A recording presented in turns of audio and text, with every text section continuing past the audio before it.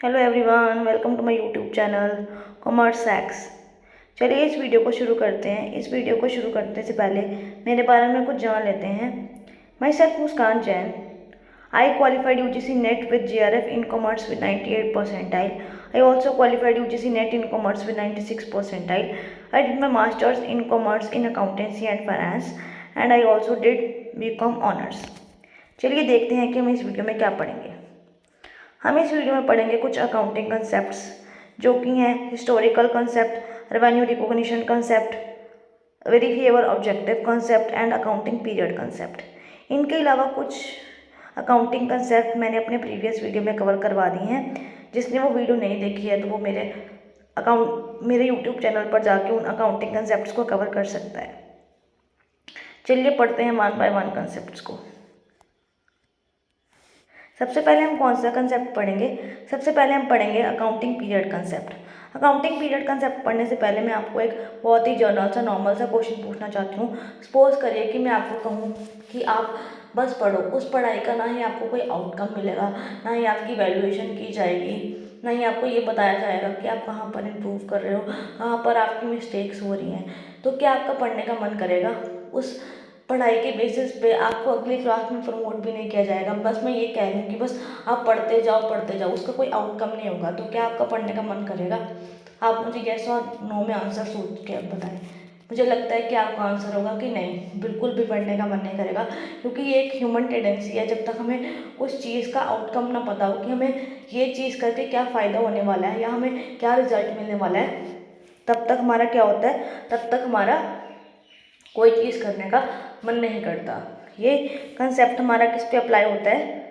ये कंसेप्ट हमारा बिजनेस के ऊपर अप्लाई होता है। अगर हम रेगुलरली किसी बिजनेस को कर ही जा रहे हैं पर उसे उसके बारे में हमें ये नहीं पता कि उस बिज़नेस में हमें लॉस हो रहा है या प्रॉफिट हो रहा है या कितना प्रॉफिट हो रहा है, बस हम बिज़नेस को कर रहे हैं, मतलब उसका कोई एनालाइज नहीं कर रहे कि कहाँ पर हम क्या गलती कर रहे हैं। तो इसके लिए इसको सुधारने के लिए कौन सा कंसेप्ट बनाया गया है? अकाउंटिंग पीरियड कंसेप्ट, जिसमें हम क्या करते हैं कि हम अपने बिजनेस को डिफरेंट पार्ट्स में डिवाइड कर देते हैं, डिफरेंट स्पेसिफिक टाइम पीरियड में डिवाइड कर देते हैं, जिसके अंतर्गत हम क्या करते हैं, हम हर एक टाइम पीरियड के बाद अपने बिजनेस को इवेलुएट करते हैं, जिसमें हम ये देखते हैं कि हमारे बिजनेस को कितना प्रॉफिट हो रहा है, कितना लॉस हो रहा है, उसमें क्या क्या इम्प्रूवमेंट करने की ज़रूरत है। ताकि ये हम इसलिए करते हैं ताकि हम अपने बिजनेस में जो है वो रेगुलर प्रोग्रेस कर सकें।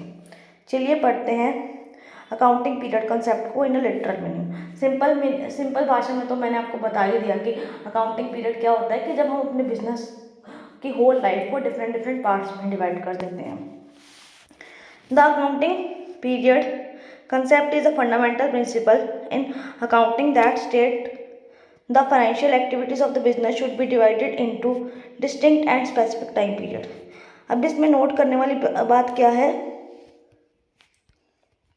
नोट करने वाली बात यह है कि हम अपने बिजनेस को क्या डिवाइड करते हैं, डिस्टिंक्ट और स्पेसिफिक टाइम पीरियड में डिवाइड कर देते हैं।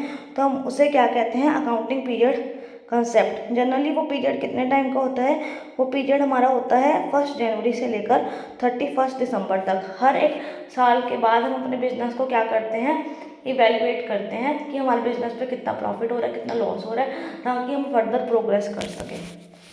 आई होप आपको अकाउंटिंग पीरियड कंसेप्ट समझ आया होगा। चलिए बढ़ते हैं नेक्स्ट कंसेप्ट की तरफ, जो कि है हिस्टोरिकल कॉस्ट कंसेप्ट। अगर मैं आपसे पूछूं कि इंग्लिश में हिस्टोरिकल का मतलब क्या होता है, तो आप कहेंगे हिस्टोरिकल का मतलब होता है पास्ट। ऐसे ही जब हम अपने एसेट्स, लाइबिलिटीज़ और इक्विटीज़ को जो है वो पास्ट वैल्यू पर रिकॉर्ड करते हैं। पास्ट वैल्यू का मतलब है कि जिस दिन मैंने ख़रीदा है उस दिन की वैल्यू पर रिकॉर्ड करते हैं, तो उसको क्या कहते हैं? Historical cost concept. जब मैं अपने एसेट्स, लाइबिलिटीज़ को किस वैल्यू पर रिकॉर्ड करती हूँ? ओरिजिनल परचेज प्राइस पर रिकॉर्ड करती हूँ, तो उसे हम क्या कहते हैं? Historical cost concept. सपोज करिए, मैं आपको एक एग्जांपल देती हूँ। सपोज करिए कि आपने कोई मशीनरी परचेज की है आज, उसकी वैल्यू है 10 लाख रुपीज़। 20 साल के बाद उसकी वैल्यू हो जाती है 20 लाख रुपीज़ बढ़कर। तो आप उस एसेट को किस वैल्यू पर रिकॉर्ड करेंगे? अपनी बुक्स में जिस दिन आपने वो खरीदी है, दैट इज़ आज खरीदी है, तो आज आपने 10 लाख की खरीदी है तो आप 10 लाख पे रिकॉर्ड करेंगे, ना कि 20 लाख के ऊपर जो फ्यूचर में होने वाली है उसकी वैल्यू। तो इसका मेन रीज़न क्या है हिस्टोरिकल कॉस्ट पर रिकॉर्ड करने का एसेट्स को? इसका मेन रीज़न ये है कि जब हम उस दिन परचेज़ करेंगे, मतलब सपोज करिए मैंने आज परचेज़ किया तो जो सेलर है उसने मुझे प्रॉपर एविडेंस दिया होगा कि आपने ये मशीनरी 10 लाख की परचेज़ की है, बट फ्यूचर में तो वैल्यू अप एंड डाउन हो ही सकती है। मैं अप्रोप्रिएटली थोड़ी कह सकती हूँ या एक्यूरेटली थोड़ी कह सकती हूँ कि इसकी वैल्यू 20 लाख ही होगी, उसकी वैल्यू तो 15 लाख भी हो सकती है, 16 लाख भी हो सकती है। मतलब वो मैं एक अप्रॉक्सीमेशन के बेसिस पे कह रही हूँ कि उसकी वैल्यू 20 लाख होगी, बट मैं श्योर थोड़ी हूँ। इसीलिए हम श्योरिटी और प्रूफ के बेसिस पे अपनी एसेट्स को रिकॉर्ड करते हैं अपने बुक्स में। इसीलिए हम हमेशा कौन सा मेथड यूज़ करते हैं एसेट्स को रिकॉर्ड करने का? Historical cost method. I hope आपको ये समझ आया होगा। चलिए इसका मीनिंग पढ़ते हैं। Under the historical concept accounting focuses on capturing the past transactions capturing the past transaction rather than projecting the future. ये क्या कह रहा है कि हम क्या कैप्चर करते हैं? पास्ट के अमाउंट्स, पास्ट की ट्रांजेक्शन्स को रेफर करते हैं, ना कि फ्यूचर की ट्रांजेक्शन्स को। फ्यूचर की वैल्यूज़ को क्यों रिकॉर्ड नहीं करते? क्योंकि फ्यूचर तो बहुत ही अनसर्टेन है, मतलब उसकी वैल्यू कम भी हो सकती है, बढ़ भी सकती है। हम श्योर थोड़ी ना है कि फ्यूचर में जाके एग्जैक्टली उस मशीनरी की वैल्यू इतनी हो जाएगी। पास्ट में तो हम श्योर है ना कि हमने इतने की खरीदी थी, तो हम किस पे बेसिस पे रिकॉर्ड करते हैं? हिस्टोरिकल कॉस्ट के बेसिस पे। आई होप आपको ये कंसेप्ट समझ आया होगा। चलिए बढ़ते हैं अगले कंसेप्ट की तरफ, जो है रेवेन्यू रिकॉग्निशन कंसेप्ट। रेवेन्यू का मतलब क्या होता है? रेवेन्यू का मतलब होता है अर्निंग। सपोज करिए मैंने कुछ गुड्स बेचे हैं, उसके बदले में मुझे कुछ इनकम हुई है, अर्न किया है मैंने कुछ, तो उसे क्या कहेंगे? रेवेन्यू। और रिकॉग्निशन का मतलब क्या होता है? पहचानना, किसी चीज़ को पहचानना। तो इस कंसेप्ट का मतलब क्या हुआ कि हम रेवेन्यू को कब पहचानेंगे, अपनी इनकम को कब पहचानेंगे? जब हमने गुड्स डिलीवर कर दिए हैं या सर्विसेज डिलीवर कर दी हैं तब पहचानेंगे, या हमें एडवांस में इनकम मिल गई है तब पहचानेंगे? तो इस क्वेश्चन का आंसर है कि हम अपने रेवेन्यू को तब रिकॉग्नाइज करेंगे, तब पहचानेंगे जब हमने सर्विसेज डिलीवर कर दी हैं या गुड्स डिलीवर कर दी हैं। ये नहीं जब हमें एडवांस पेमेंट हो गई है तब हमें अपने रेवेन्यू को रिकॉग्नाइज नहीं करेंगे। चलिए पढ़ते हैं इसका definition. The principle requires the business recognize the revenue when it is earned. Accrual accounting. हम अपने रेवेन्यू को तब पहचानेंगे जब हमें उसे रिकॉग्नाइज कर लिया है on the basis of accrual accounting. अब क्वेश्चन आता है कि अक्रूवल अकाउंटिंग क्या होती है? अक्रूवल अकाउंटिंग होती है कि जब मैंने अपने गुड्स को डिलीवर कर दिया है बट उसके बदले में मुझे उसकी पेमेंट नहीं हुई है, मतलब मुझे कैश रिसीव नहीं हुआ है। सपोज करो मैंने अपने गुड्स को आज डिलीवर कर दिया, तो उसकी पेमेंट पर मुझे वो बायर देगा 10 दिन बाद। तो मैं अपने रेवेन्यू को कब पहचान लूँगी? जिस दिन मैंने गुड्स डिलीवर किए हैं, ना कि 10 दिन बाद पहचानूँगी। मतलब जिस दिन मैंने उस चीज़ की ऑनरशिप बायर को ट्रांसफ़र कर दी है, उस दिन मैं अपने रेवेन्यू को रिकॉग्नाइज कर लूँगी कि मैंने पैसे कमा लिए हैं। ठीक है, rather than when the payment is receive. जैसे मैंने आपको बता ही दिया कि इससे कोई मतलब नहीं होता कि आपने इसका पेमेंट रिसीव किया, बस आपने गुड्स डिलीवर कर दिए हैं तो आपने वो इनकम कमा ली है। इसका एक और एग्जांपल देती हूँ। सपोज करिए मैं ट्यूशन्स पढ़ाती हूँ, हर एक स्टूडेंट जो है वो मुझे मंथ के लास्ट में अपनी फीस जो है वो पे करता है। तो मैं अपना रेवेन्यू कब रिकॉग्नाइज करूँगी? जिस दिन से मैंने ट्यूशन पढ़ाना शुरू किया, उस दिन से मैं ये मान लूँगी कि मुझे इतना इनकम मिल गई है या मिलने वाली है, ना कि उस दिन जब मुझे एक्चुअल कैश रिसीव होगा। तो एक्चुअल कैश रिसीव होने से कोई इसका मतलब नहीं है। हम कब अपना रेवेन्यू रिकॉग्नाइज करेंगे? हम अपना रेवेन्यू तब रिकॉग्नाइज करेंगे जब हमने उससे सर्विसेज देनी शुरू कर दी है।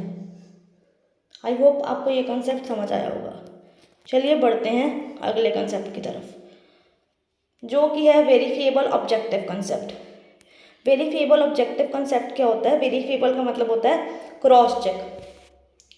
तो हम हर एक ट्रांजैक्शन किस बेसिस पे रिकॉर्ड करेंगे? बिजनेस में किस बेसिस पे रिकॉर्ड करेंगे? एक सबूत के बेसिस पे, एक एविडेंस के बेसिस पे रिकॉर्ड करेंगे। सपोज करिए कि मैंने कोई एसेट या मशीनरी परचेज की है, तो उसका बिल मुझे मिला होगा, तो उसको क्रॉस चेक करने के लिए मैं बिल को यूज़ करूँगी। तो हर एक प्रूफ के बेसिस पे, एविडेंस के बेसिस पे हर एक ट्रांजैक्शंस को रिकॉर्ड करेंगे।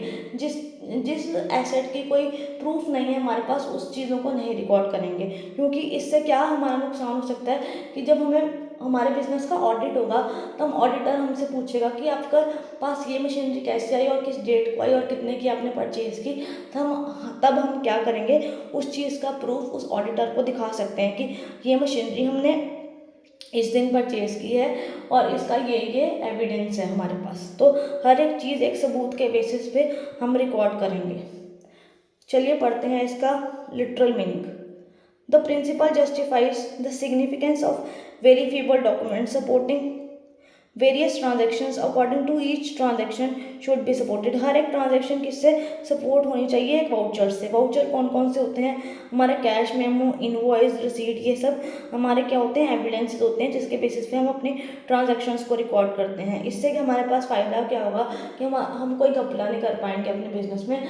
हर एक ट्रांजेक्शन बिल्कुल क्लीन एंड क्लियर होगी, प्रॉपर होगी, जिससे हमें बिजनेस को बहुत फ़ायदा होगा। आई होप आपको ये चारों कंसेप्ट समझ आए होंगे।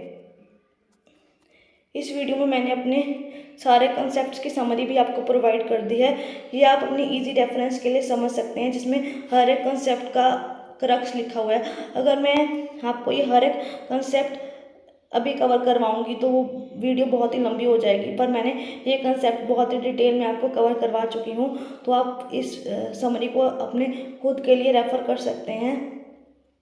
आई होप आपको ये वीडियो पसंद आई होगी। अगर आपको ये वीडियो पसंद आई है तो मेरे चैनल को लाइक, सब्सक्राइब और कमेंट करना ना भूलें। और आप मुझे बता सकते हैं कि आपको और किस कंसेप्ट पर वीडियो चाहिए। कमेंट बॉक्स में कमेंट करके मैं उस कंसेप्ट पे आपको वीडियो प्रोवाइड करा दूँगी। Thank you and have a nice day.